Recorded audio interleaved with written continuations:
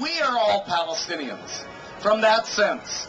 And so I think Dr. Jeff Halper, an Israeli professor of anthropology and co-founder of the Israeli Committee Against House Demolitions, is currently in Australia on a speaking tour. Jeff Halper addressed crowds in a number of cities, speaking about the Israeli house demolitions of Palestinian homes.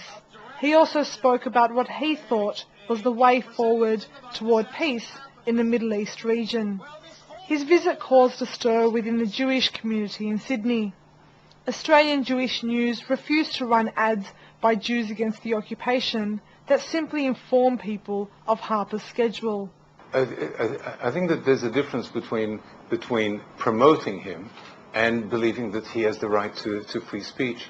He definitely has the right to free speech. He can publicize, he's had his activities publicized in a wide variety of media. He has spoken wherever he could. He's been on television, radio, whatever. But why should I publicize the people who I believe are directly opposed to me and to what I believe in? I think that there's a limit to which I should go.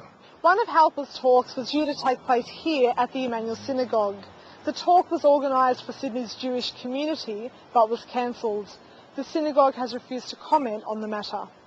I think it's actually highlighted that whole issue. It gave good publicity to Jeff Halper, not so good publicity to the Jewish community. And we say it's high time the leadership and the Jewish bodies came in online with the Jewish community itself and allowed difficult questions to be asked. On hearing news of the cancellation, Jews Against the Occupation organised another meeting in its place for Sydney's Jewish community. We've publicised it with the Jewish networks. I'm hoping we'll get a really strong attendance and that we'll have that debate. And I can only regret that it wasn't possible to have it at the Emmanuel Synagogue. I mean, they've hosted an Israeli refusenik, they've hosted Palestinian speakers, but when it got a more public event that they had consented to,